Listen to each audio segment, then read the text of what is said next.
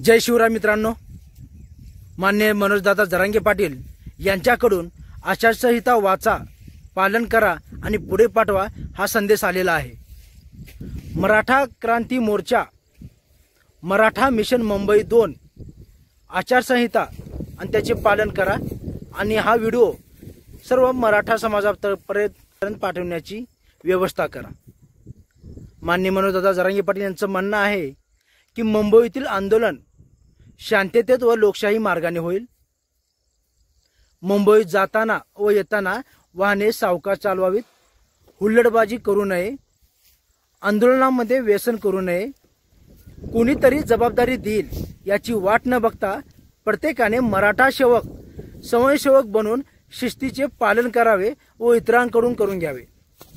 मोठ्या आंदोलनात समाज विघातक घटक घुसून आंदोलनाला हिंसक वळण देऊ शकतात।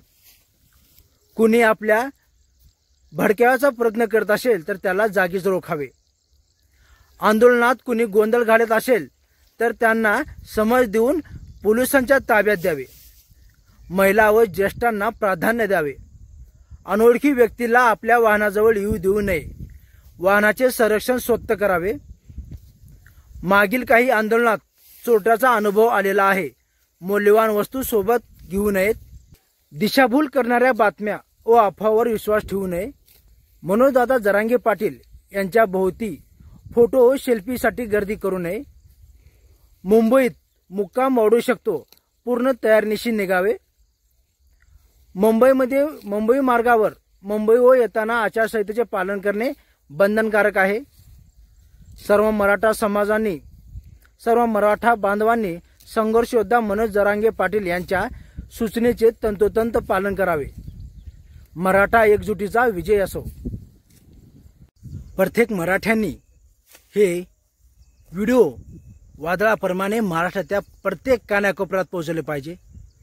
पिढ्यानपिढ्या मराठा आरक्षण या विषयाला मुंबईला जाऊन कायमचा पूर्णविराम देऊन येऊ।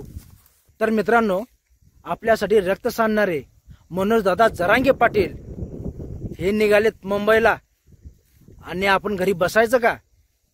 विचार करा। पुढली पिढी आपल्याला शिवा देणार नाही एवढं तर नक्कीच करा। जी जिजाऊ, जय शिवराय।